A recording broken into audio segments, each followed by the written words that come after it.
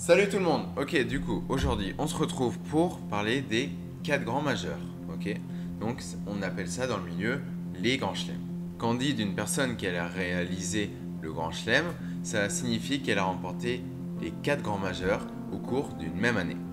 Ces 4 grands majeurs que nous reverrons par la suite sont les Masters qui se déroulent du coup le deuxième dimanche d'avril.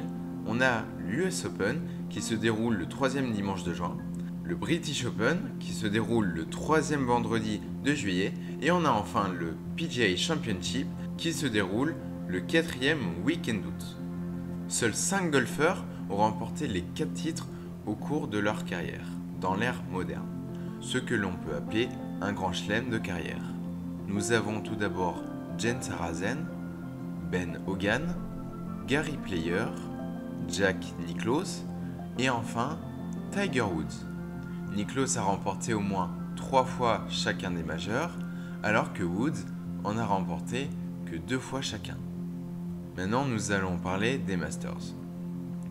Le tournoi des Masters, que l'on peut aussi appeler tournoi des maîtres, est disputé sur le prestigieux parcours d'Augusta National qui se déroule en Géorgie. L'idée originale de ce tournoi est due au célèbre golfeur Bobby Jones, qui voulait donner au golf un endroit pour une rencontre annuelle de prestige à l'instar du British Open. Le Masters est l'un des 4 grands majeurs qui compte le plus petit nombre de participants, qui tourne autour d'environ 90 à 100 joueurs. Contrairement aux autres majeurs, il n'y a pas de tournoi qualificatif. C'est une compétition à laquelle participent les joueurs uniquement sur invitation, laquelle est soumise à des critères très stricts. Les 50 premiers joueurs du fameux classement mondial, le Official World Golf Ranking, sont tous invités automatiquement. Les anciens vainqueurs sont invités à participer à chaque édition. Mais depuis 2002, le Augusta National Golf Club les décourage à continuer à participer du fait de leur âge avancé. Les critères d'invitation, à compter de 2010, sont les vainqueurs du Masters à vie, les vainqueurs de l'US Open, les vainqueurs de l'Open Championship, les vainqueurs du PGA Championship, les vainqueurs du Player Championship, les vainqueurs de l'US Amateur et le vice-champion, le vainqueur du British Open, le vainqueur du Asian Amateur Championship, le vainqueur du US Amateur Public Links, le vainqueur du US Mid Amateur, le vainqueur du Latin Amateur America Championship, le vainqueur du Latin America Amateur Championship, les 12 premiers joueurs du Masters de l'année précédente, les 4 premiers joueurs de l'US Open de l'année précédente. Et la liste est encore très longue. Parlons un peu des records. Le plus jeune vainqueur est le célèbre Tiger Woods. En 1997, il remporte le Masters de 1997 à l'âge de 21 ans. A l'inverse, le vainqueur le plus âgé est Jack Nicklaus, en 1986 à l'âge de 46 ans. C'est au cours de cette même année que Tiger a gagné, en 1997, il a réussi l'exploit de creuser le plus grand écart, un écart de 12 coups avec le deuxième. Ensuite, nous avons encore un deuxième record de Jack Nicklaus avec le plus grand nombre de cuts passés. Il est de 37. Passons maintenant à l'US Open. Le premier US Open a eu lieu le 4 octobre 1995 sur un parcours composé de 9 trous à Newport, dans l'état de Rhode Island. Il a été disputé en 36 trous, soit sur un seul jour, et 11 joueurs y participèrent, 10 professionnels et 1 amateur. Il existe également une version féminine de l'US Open, soit le US Open féminin de golf. Le tournoi est ouvert à 156 joueurs. Ceux-ci sont exemptés de qualification, soit issus d'un tournoi de qualification. La liste des exemptions possibles est de 16. Les principales sont les suivantes. Nous avons les vainqueurs des 10 premières US Open, vainqueurs de l'un des 5 derniers tournois de majeurs, les 30 premiers du classement PGA de l'année précédente, les 15 premiers du classement du circuit européen de l'année précédente. Le système de qualification est constitué d'un premier tour. Une centaine de tournois se déroulant en 18 trous qualifient les vainqueurs à un second tour. Celui-ci se déroule sous la forme de quelques tournois aux États-Unis, un en Europe et un au Japon, regroupant les vainqueurs du premier tour et d'autres joueurs exemptés de celui-ci. Ce deuxième tour se joue en 36 trous. En plus du prix, le vainqueur se voit attribuer des privilèges suivants. il est automatiquement qualifié pour les 10 éditions suivantes de l'US Open et il est automatiquement qualifié pour les 5 éditions suivantes des autres tournois majeurs. Les 8 premiers sont automatiquement qualifiés pour la version suivante du Masters, le British Open. Pour le British Open, le premier tournoi se déroule à Prestwick, le mercredi 17 octobre 1860, sur une journée où les golfeurs parcouraient à 3 reprises le parcours de 12 trous.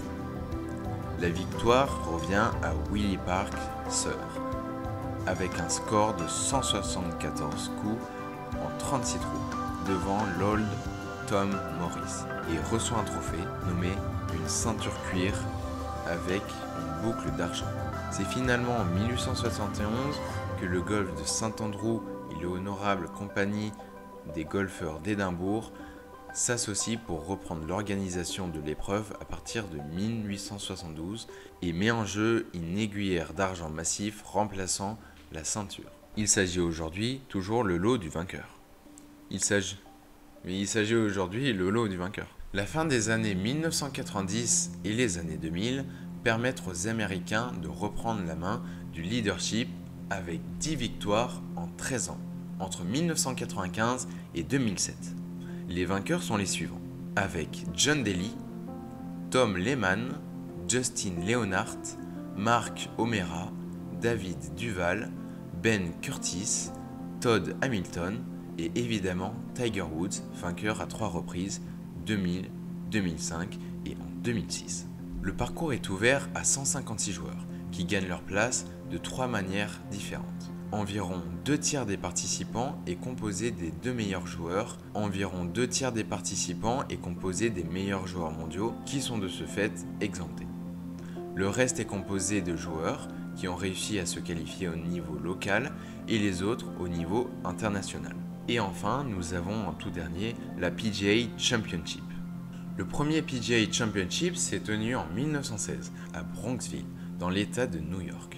Le trophée a été offert par Rodman Anamaker et il est aujourd'hui sous le nom de trophée Anamaker, le Anamaker Trophy. À l'origine, il s'agissait d'un tournoi de match-play, mais il était transformé en stroke play en 1958, certainement par pression des télévisions américaines qui préféraient montrer le plus grand nombre de joueurs possible. Le premier vainqueur, Jim Barnes, a reçu 500 $ en 1916.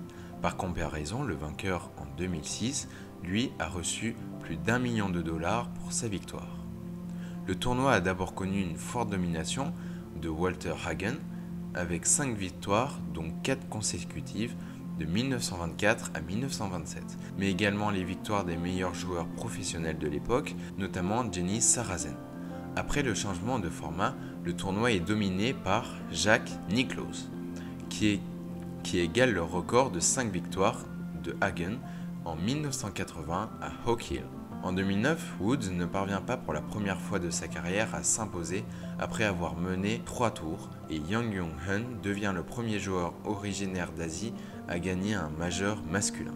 Les années 2010 sont marquées par les 2 victoires de Rory McIlroy et les 2 victoires consécutives de Brooks Koepka. Le calendrier est modifié à partir de l'édition de 2019, qui se déroule en mai, en seconde position après le Masters, alors que le tournoi avait été le dernier majeur de l'année durant plusieurs décennies. Et c'est en 2020 qu'arrive la pandémie du Covid-19.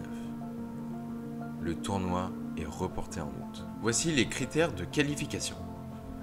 Tous les anciens vainqueurs de l'USPGA, vainqueurs des 5 derniers US Open, vainqueurs des 5 derniers Masters, vainqueurs des 5 derniers British Open, le dernier vainqueur de l'épreuve senior, les 15 meilleurs de l'USPGA précédent, les 20 meilleurs du dernier championnat national professionnel, les 70 golfeurs professionnels ayant amassé le plus d'argent de l'année en cours, le meilleur de l'année, les membres de la dernière équipe américaine de la Ryder Cup. Bien sûr, l'organisation peut réserver des places autres citées précédemment, tout en sachant que le total des participants est limité à 156 personnes. Juste ici, on a la liste de toutes les personnes qui ont remporté au moins un grand chelem.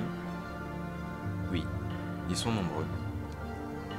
Et si on regarde par nation, on défile, et tout en bas, on retrouvera dans la France avec un seul majeur remporté. Merci d'avoir regardé cette vidéo.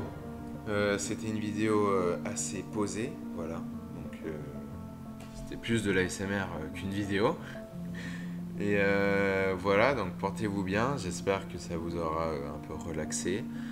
Le but c'était pas de vous endormir, c'était plus de vous apprendre ce que c'était les majeurs. Voilà, j'espère que vous aurez compris maintenant. On se revoit très vite pour une prochaine vidéo. Je parlerai sûrement de l'index, mais pas tout de suite. Faut d'abord que... Mais pas tout de suite. Voilà. Donc il y aura d'autres vidéos qui vont venir juste avant l'index. Voilà. Allez, portez-vous bien. Ciao tout le monde.